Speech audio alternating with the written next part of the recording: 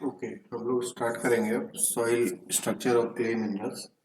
जो जनरली हमारी course grand soils होती हैं वो उनमें हमारे होते हैं मिनरल्स। हम कोर्स ग्रेन्ड अगर सॉइल की बात करें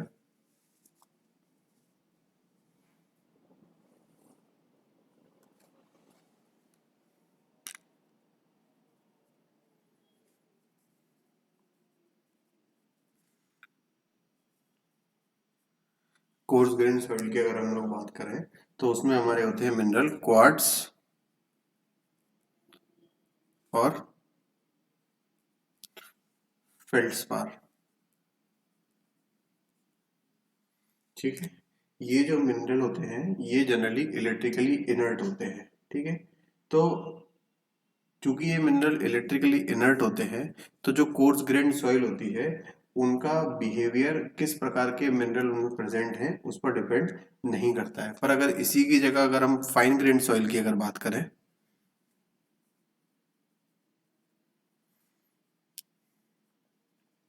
फाइन ग्रेन सॉइल की बात करें तो उनका जो बिहेवियर है वो उनमें प्रेजेंट नेचर ऑफ मिनरल पे बहुत ज़्यादा डिपेंड करेगा। ठीक है, कि किस प्रकार के उसमें मिनरल प्रेजेंट है उस पर फाइन ग्रेन सॉइल का बिहेवियर बहुत ज़्यादा डिपेंड करेगा। ऐसे मिनरल जिसमें सरफेस एक्टिविटी ज़्यादा होती है वो जनरली क्ले मिनरल होते हैं। For fine grain soil the crystalline mineral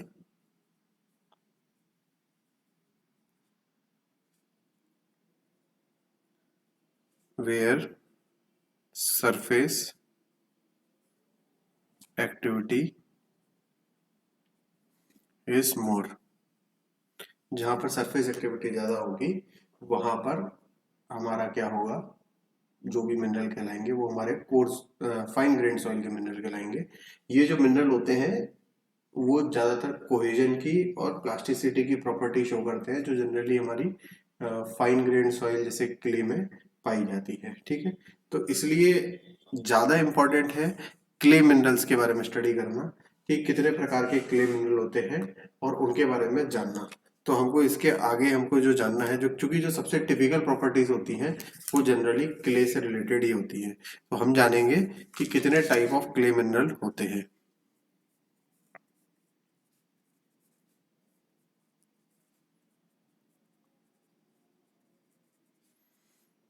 ठीक है, क्ले मिनरल जनरली हमारे तीन टाइप के होते हैं जिसमें पहला है केओलिनाइट। ये मैंने शायद आपको पहले क्लास में बताया भी है।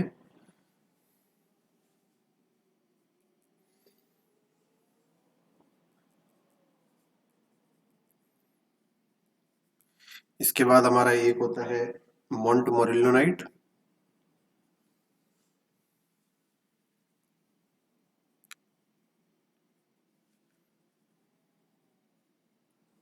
और इसके बाद होता है हमारा तीसरा इलाइट, ILLITE मिनरल। ठीक है, ये तीन तरह के हमारे क्ले मिनरल होते हैं। सबसे पहले इसमें से हम देखेंगे केओलिनाइट मिनरल।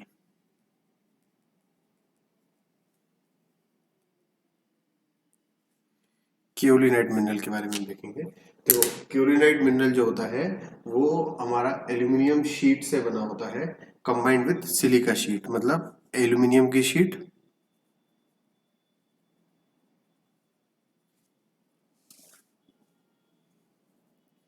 या हम बोलेंगे गिप्साइट की शीट, गिप्साइट की शीट प्लस सिलिका शीट। ठीक है, ऐसा ही इसका अगर स्ट्रक्चर हम लोग देखें तो कुछ इस प्रकार से होगा। एक हमारी जिप्साइट की शीट आएगी, फिर उसके बाद हमारी सिलिका की शीट आएगी। ठीक है, ये अगले मिनरल से, एक मिनरल का स्ट्रक्चर ये है, अगले मिनरल से ये एक हाइड्रोजन बॉन्ड से अटैच होता है।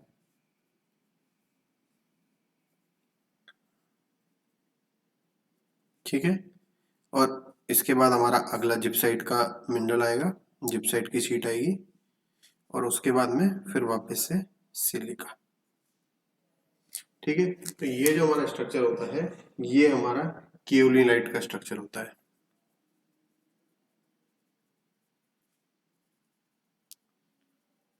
ठीक है, क्योंकि हाइड्रोजन बॉन्ड एक अपने आप में बहुत ही स्ट्रांग बॉन्ड होता है, तो जनरली ये पानी जब इनमें ऐड किया जाता है, ऐसी सॉइल जिनमें क्योलिनाइट मिनरल प्रेजेंट है, अगर उसमें अपन पानी ऐड करते हैं तो इनका वॉल्यूम ज़्यादा चेंज नहीं होता, इनका स्ट्रक्चर ज़्यादा चेंज नहीं होता है। इसका अपन एग्जांपल एक ले सकते हैं, ऐसी क्ले जिसमें क्योलिनाइट पाया जाता है, वो जैसे चाइना क्ले, जिसके बहुत सारे बर्तन या ऐसी चीजें भी बनती हैं, तो वो चाइना के लिए हमारा केओलिनाइट मिनरल का एग्जांपल है। ठीक है, केओलिनाइट मिनरल के बारे में इंपॉर्टेंट बात याद करने वाली ये है कि ये जिप्साइट शीट और सिलिका शीट को मिला के बनता है, और दो इनके बीच में जो बॉन्ड होता है वो हाइड्रोजन बॉन्ड का होता है, ये स्ट्रॉन्ग बॉन्ड होता है, तो वाटर के एडिशन से इसमें प्रॉपर्टी ज़्यादा इसकी चेंज नहीं होती है। ठीक है, इसके बाद जो हमको मिनरल पढ़ना है वो हमको पढ़ना है मोंटमोरिलोनाइट।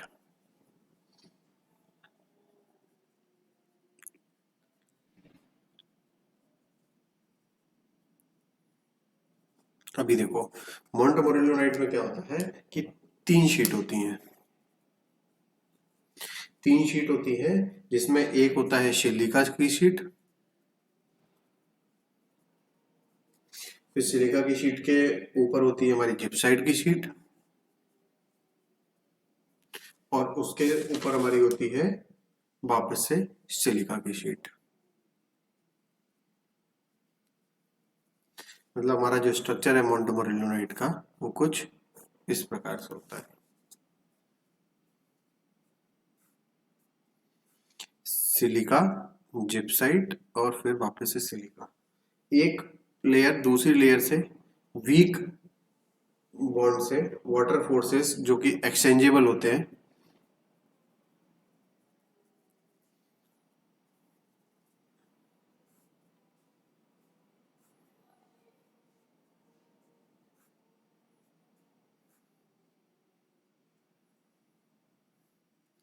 उनसे ज्वाइन होती है।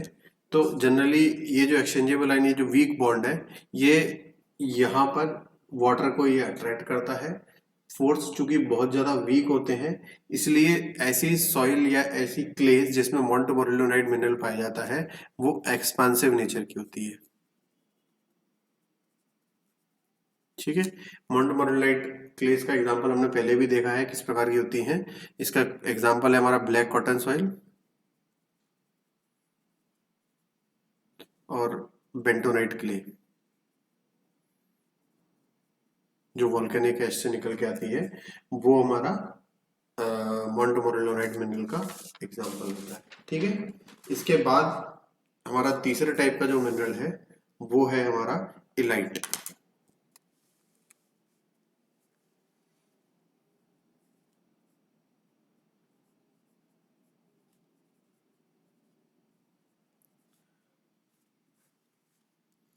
इलाइट मिनरल जो होते हैं ये भी मोंटमोरिलोनाइट की तरह तीन लेयर के होते हैं। इसमें दो सिलिका के बीच में एक जिप्साइट होता है, इसमें भी सब्स्टिट्यूशन होता है, पर इसमें जो नॉन एक्सचेंजेबल पोटेशियम आयन पाए जाते हैं, जैसे मैं आपको एक बार डायग्राम बना के दिखाता हूँ। सिलिका, सिलिका के बीच में जिप्साइट, फिर वापस सिलिका, मतलब मोंटमोरिलोनाइट और इलाइट का बेसिक तीन लेयर का जो सिस्टम है वो एकदम सेम है। ठीक है, इसमें ज्यादा नेगेटिव चार्ज होता है एज कंपेयर टू मोंटमोरिलोनाइट, और इसमें जो बॉन्ड होता है दो लेयर के बीच में वो नॉन एक्सचेंजेबल पोटेशियम आयन की वजह से इसमें बॉन्ड होता है। ठीक है, तो जिसमें क्ले मिनरल में इलाइट पाया जाएगा वो मोंटमोरिलोनाइट से थोड़ा सा ज्यादा स्ट्रांग होगा, और मोंटमोरिलोनाइट से ज्यादा स्ट्रांग होने की वजह से क्या होगा, उसका नेचर उतना एक्सपांसिव नहीं रहेगा। ठीक है, आई बात समझ में, है ना? ओके, अगर ये समझ में आ गया है तो बहुत बढ़िया है। पर जो इलाइट है उसमें स्वेलिंग केओलिनाइट से ज्यादा होगी। अगर हम स्वेलिंग के हिसाब से बात करें तो सबसे ज्यादा स्वेलिंग होती है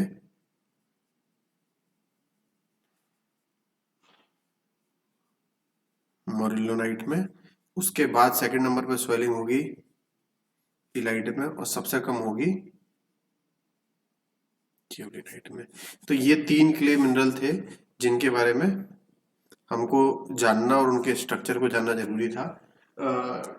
जो केओलिनाइट होता है वो 2 शीट सिस्टम होता है जिसमें सिलिका और जिप्साइड की शीट आपस में ज्वाइंट होती हैं और वो बाकी शीट से ज्वाइंट होती हैं बाय स्ट्रॉन्ग हाइड्रोजन बॉन्ड्स।